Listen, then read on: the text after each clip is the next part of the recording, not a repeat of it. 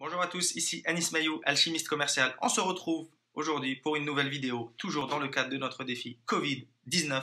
Une vidéo par jour pour aider les professionnels du conseil à augmenter le nombre d'opportunités qualifiées dans leur pipeline, à raccourcir leur cycle de vente et à augmenter le panier moyen de leurs prestations et services. Aujourd'hui, j'aimerais vous parler d'un sujet très important qui vient juste après la prospection. Si on a fait une bonne prospection, on va arriver à cette étape. Puisqu'on est dans ce sujet, on essaye d'être cohérent dans la suite des vidéos et des enseignements que je vous partage.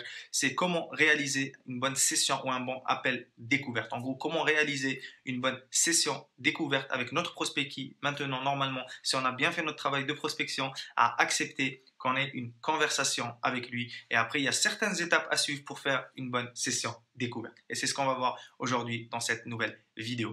Donc voilà, le plus important à comprendre, c'est qu'une fois on réussit à avoir une session découverte, donc bien sûr, il faut être très précis sur l'heure à laquelle on va s'appeler, avoir le numéro de téléphone, avoir la confirmation, etc.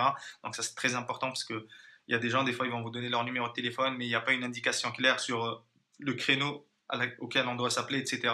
Donc ça peut prêter à confusion, il peut rater votre appel, etc. Donc voilà, toujours être très précis. Une fois qu'il accepte votre rendez-vous, de confirmer, de dire Monsieur Prospect, on s'appelle bien jeudi à 10h. C'est bien ça? Oui. Donc il vous confirme oui. Donc là c'est bon.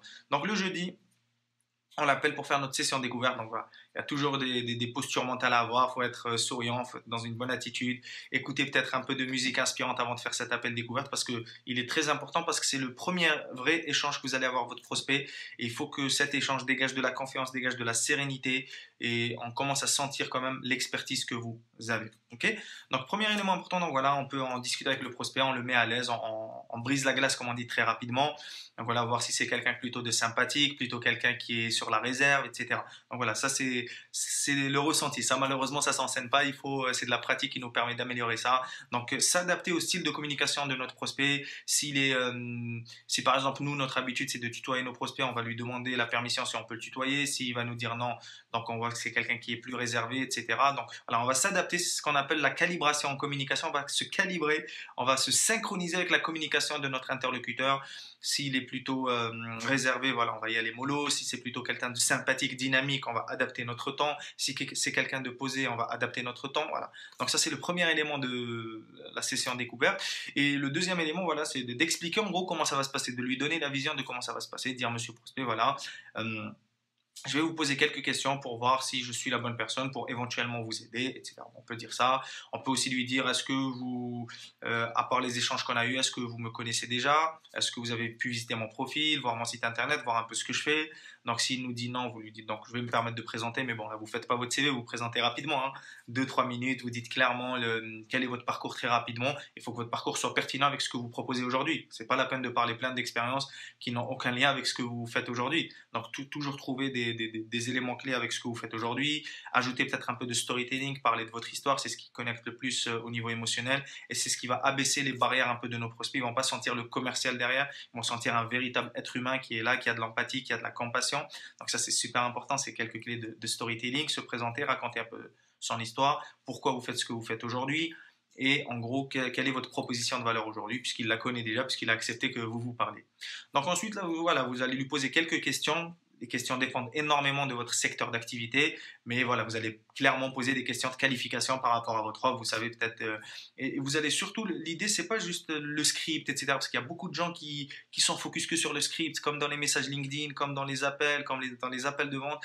Malheureusement, un script, moi personnellement, c'est bien d'avoir un script, mais le plus important c'est de connaître les principes plus que les scripts. Parce que quand on suit un script, dès qu'on déraille un peu du script, la personne en face va le sentir et nous-mêmes, on va être complètement perdus. Alors que quand on suit des principes, on sait qu'il y a 4-5 principes par lesquels on doit passer, c'est beaucoup plus facile d'adapter notre script. Voilà, moi, ce que je donne avec mes clients et ce que je vous donne ici, c'est toujours les principes. C'est des principes immuables qui ne changeront pas puisque c'est basé sur le fonctionnement de la psychologie humaine.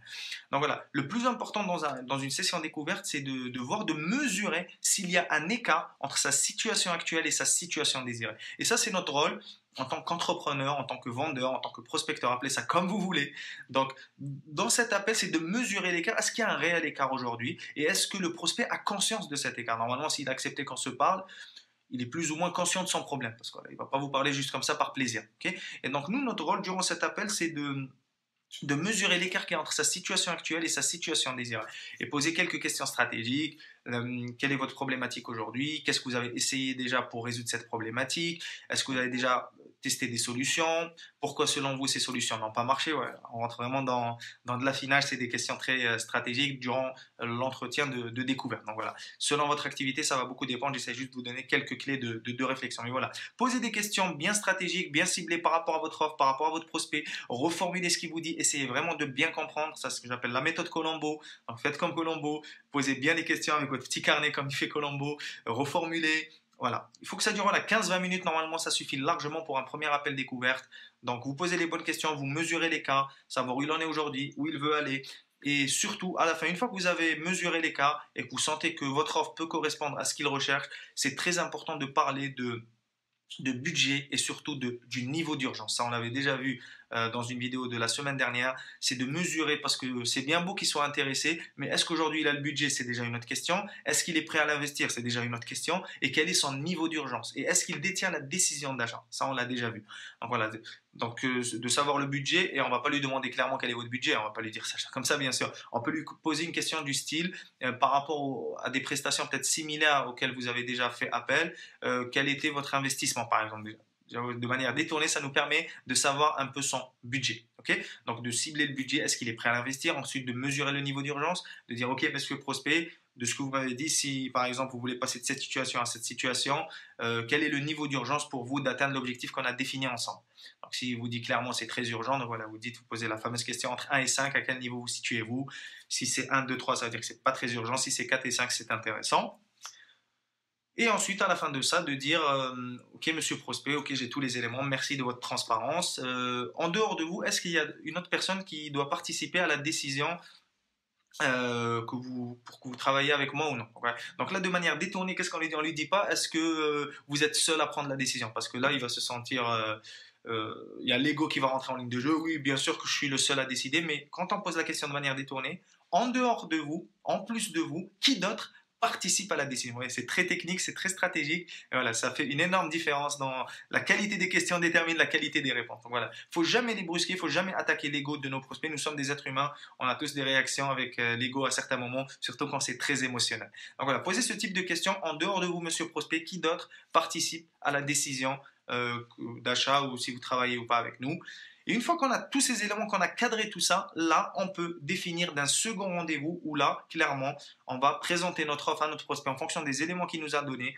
On va lui présenter notre offre et à la fin, il devra prendre une décision s'il veut travailler avec nous ou pas. Donc voilà comment on cadre à peu près rapidement un entretien découverte. Donc voilà, on brise la glace, on se présente rapidement si le prospect ne nous connaît pas plus que ça. On essaye de poser des questions stratégiques par rapport à notre offre et à sa situation pour mesurer l'écart. On essaye de bien mesurer l'écart, de voir s'il a vraiment conscience de sa problématique aujourd'hui et quelles sont les conséquences s'il ne change rien. S'il a vraiment conscience de ça, mesurer ensuite s'il a le budget et s'il est prêt à l'investir, voir quel est le niveau d'urgence et enfin voir quel rôle il a dans la décision d'achat pour pouvoir derrière contrer ces éventuelles objections potentielles parce que tout être humain normalement constitué aura toujours des objections même quand l'offre est faite pour vous. C'est encore une fois un mécanisme de défense automatique chez l'être humain.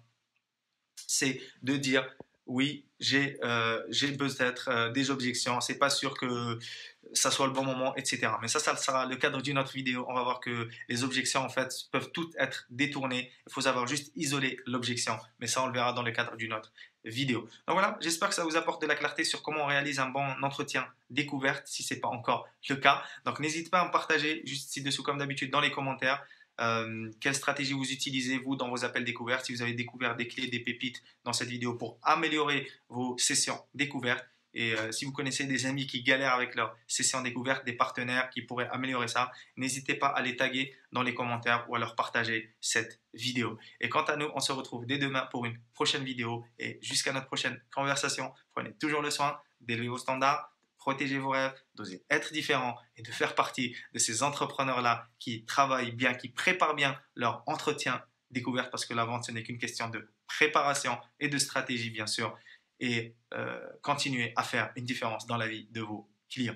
C'était Anis Mayou, alchimiste commercial. À très bientôt. Si cette vidéo vous a plu et que vous souhaitez aller un peu plus loin, je vous ai préparé une vidéo bonus dans laquelle vous allez pouvoir découvrir comment créer votre offre irrésistible ou comment transformer votre offre actuelle en une offre irrésistible, comment obtenir un flux récurrent de rendez-vous qualifiés dans votre pipe avec votre cible et enfin numéro 3, comment transformer ces rendez-vous qualifiés en mission premium, en contrat ou en client pour votre activité de coaching, de formation, de consulting ou encore de prestation de services à partir du moment où vous adressez à des entreprises, que ce soit des auto-entrepreneurs, des TPE, des PME, des PMI, des ETI ou des grands comptes. À partir du moment où vous adressez à des entreprises, les 3 piliers de notre système, l'effet alchimique, vont vous permettre d'obtenir un flux récurrent de rendez-vous qualifiés et de décrocher des missions premium. Vous avez une vignette qui apparaît juste ici sur la vidéo YouTube. Vous pouvez cliquer et être redirigé sur la page pour recevoir cette vidéo ou encore vous retrouvez les liens dans le i comme info ou encore le premier lien dans la description. Il suffit d'indiquer votre prénom et votre adresse email et vous aurez immédiatement accès à cette vidéo bonus. Et quant à moi, je vous retrouve de l'autre côté.